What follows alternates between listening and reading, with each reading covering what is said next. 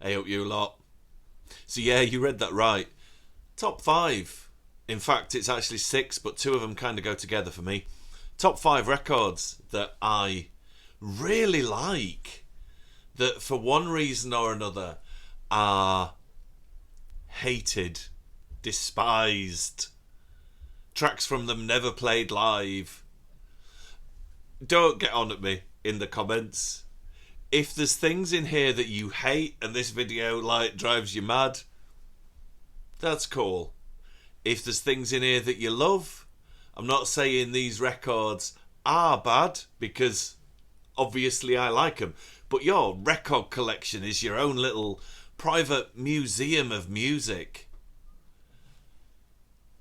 And I don't come to record collecting with any preconceived ideas of like, I'm not having that in my collection because that's not cool. I just like things I like.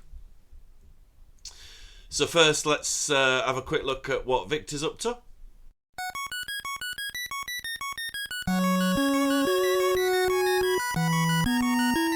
Right, so let's crack on. First up, I think the first one, I think generally most people agree that it's not a great record, but I genuinely love it.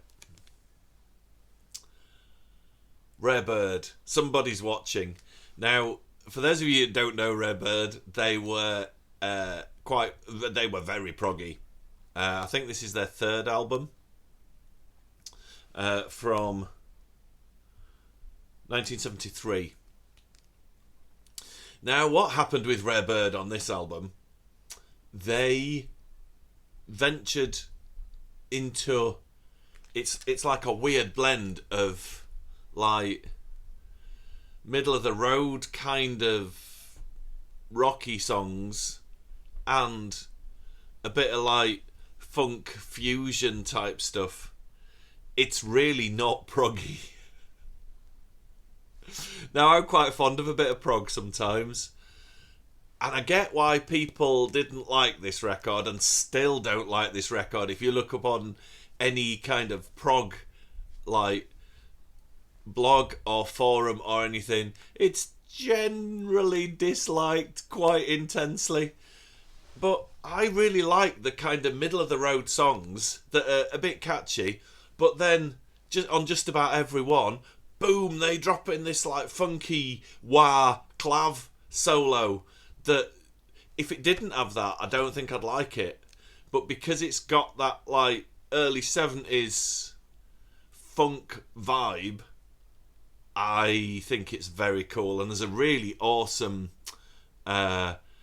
interpretation of, is it For a Few Dollars More? Yeah. So they kind of do the theme from A Few Dollars More as well, in a kind of prog funk fusion way. I just think it's cool. I like this one on an evening. It's chilled and funky and fun. So, yeah, but that's generally universally disliked by fans. Okay, let's have another one that's generally accepted as one of the worst records ever made. But I think it's great. Dare I show this one? Lord Such and Heavy Friends. Now, you look at some of the names on here. Jimmy Page, John Bonham, Jeff Beck, Noel Redding, Nicky Hopkins. It's a hell of a lineup. I think the problem is, now, I'm a huge fan of Screaming Lord Such, Dave Such. I thought he was just so entertaining and brilliant. But I get it. He wasn't always the most competent lyricist, and he wasn't always the most impressive vocalist.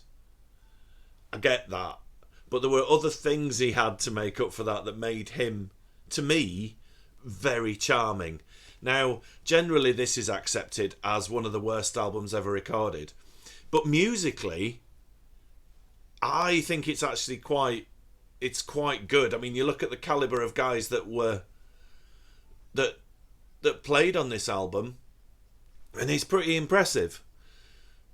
A lot of people seem to think that Dave Such is vocals and lyrics spoil it, but it's kind of got like a naive charm because it is so... It's almost like he's improvising as he goes. It's like he's making it up on the spot and hasn't really thought it all through properly. But I like this one. Sunday afternoon, blast out some Cobwebs with a cup of tea, and play this. I think it's a great album. If you're thinking of buying any of these albums, do check them out online first, because I won't want you to buy something that I'm saying, actually, no, it's really good.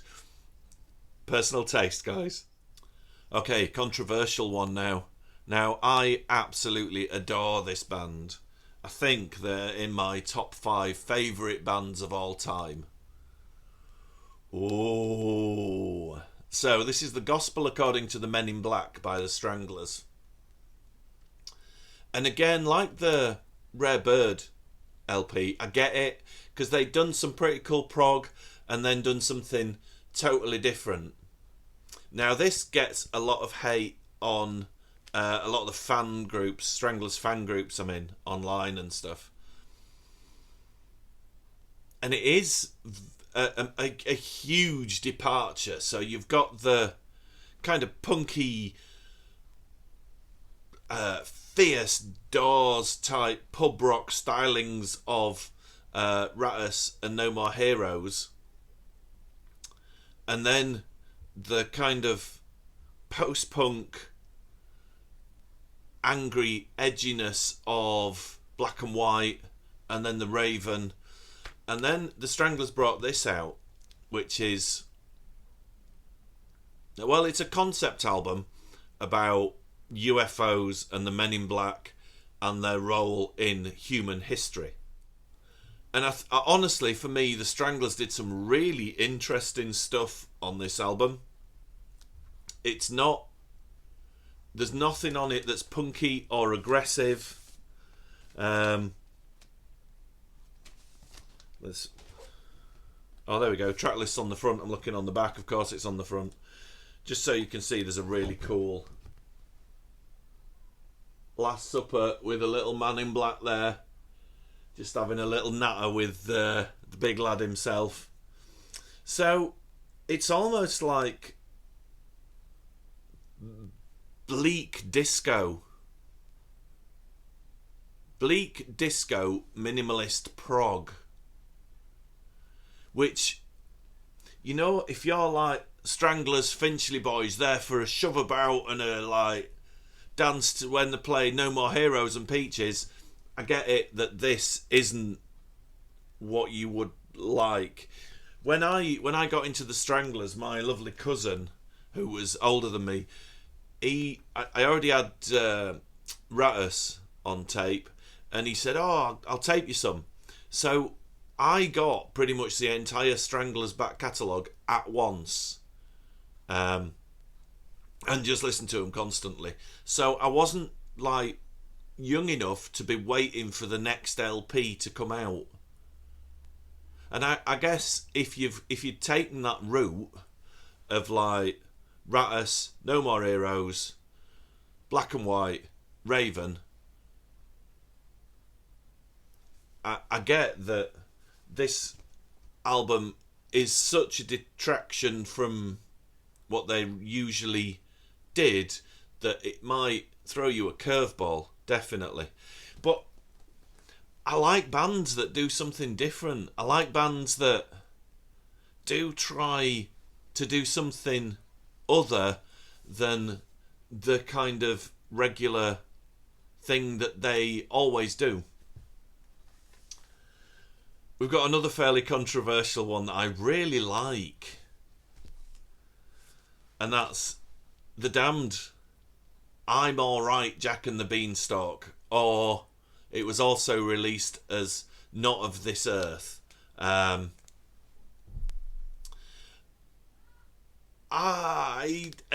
think it's a great album. I think it's a fun album. So, after The Damned released Anything in 1986, which I think was a fairly commercial success, but not necessarily quite as popular with some of the the hardcore punk fans. Rat Scabies, the drummer, wrote a bunch of songs with a couple of other guys from, like, there's one of the guys from New Model Army and stuff like that. And it's kind of raucous, garagey, punky, hummable stuff. Then eventually got Dave Vanian on board to do vocals, because it wasn't actually they weren't going to be called The Damned when they kind of put this lineup and this album together. Dave eventually sang on it, and I think it sounds like a Damned album. For a while, The Damned had their official discographies not including this, because a lot of fans and some of the guys in the band didn't see it as an actual bona fide legit Damned album. But I think it works. I think if you come to it with no preconceived ideas that it's going to be another Machine Gun Etiquette, then I don't know, it's got some good guitar work on it. There's James Taylor, obviously from the James Taylor Quartet, on keyboards. Dave's growling vocals. I think it's a good album. I get it that it kind of, while they were doing this album, it kind of cemented the end of the relationship between Rat and Dave. I don't think they've spoken since. But it kind of pushed Dave in a direction where him and Captain started working together again. So we got stuff like Grave Disorder and Evil Spirits. You know, everything's got a knock-on effect. There's cause and effect. But come to it with no preconceived ideas and it's a pretty rocking album, I think. Right, number 1. Again, controversial. Is, now it's a bit, I've got an odd issue of it. So, if you don't know, this is a reissue of the first 2 albums by Alice Cooper. And I mean Alice Cooper as the band. I'm a huge fan of Alice Cooper, the band. And then when the band split up and Alice took the name as a solo performer, Alice Cooper, and it started writing with Bob Ezrin, I think it is. I don't know, that all felt like, and I don't mean this in a derogatory way to anybody involved in this sentence, that felt to me like Alice Cooper went like Elton John, but he's like the antithesis of Elton John.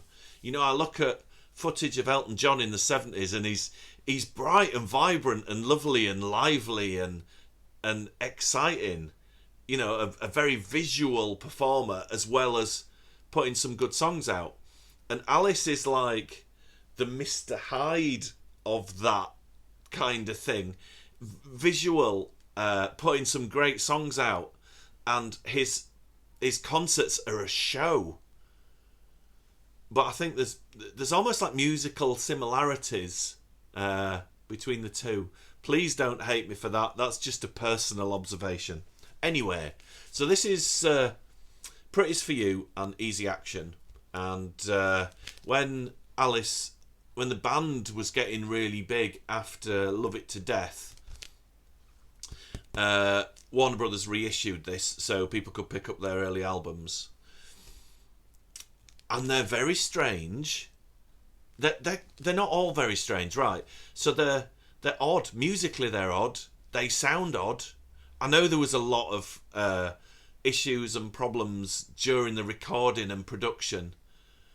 But then it's tempered with what should be hits, like absolute hits. Stuff like Living on Pretty's For You, which incidentally then on the LP is followed by Fields of Regret, which is I love the song, but it's like unpleasantly bleak. There's nothing nice about it, which is a great way to present music, I think. And then on Easy Action, stuff like Shoe Salesman.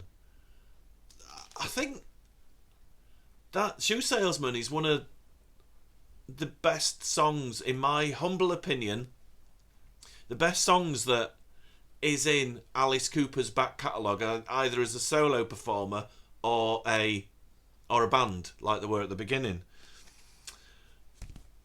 And it seems like a lot of the Coops more rocky fans aren't into this. It's quite inaccessible, and it's got some really kind of psychedelic aspects to it, very definitely. Alice hasn't done any songs off this album live since Love It to Death came out, and they were promoting that. So Love It to Death was their third album, so there were songs from Pretty's For You, Easy Action and Love It to Death when they did it live. But I think these two albums. Now, this was the issue of these two albums that I've always known. So that's why it's like a 2-for-1 kind of thing. But I think the music is interesting and inventive and innovative and quite harsh and stark, because there isn't always a lot you can get your head round and hum. There isn't the riffs of like School's Out and I'm 18 and stuff like that.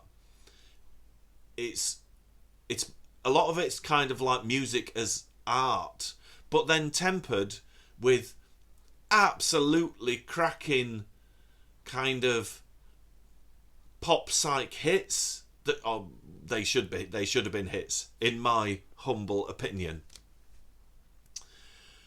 Maybe it's just me, because one of the first Alice Cooper records I ever bought when I was a teenager was a recording of the Toronto Rock and Roll Revival, because I think that was issued under so many different things. I think I had it as something called the Freak Out song, which isn't even one of the song titles. So I was aware of this style of Alice Cooper's music before I actually bought stuff like Constrictor and Raise Your Fist and Yell when I was a teenager. However, it's really interesting, and I think both these first two albums, Pretty's For You and Easy Action, they're almost like getting re-examined by fans and people into, that like late 60s, early 70s unusual music. And it seems to be garnering a bit of cult respect.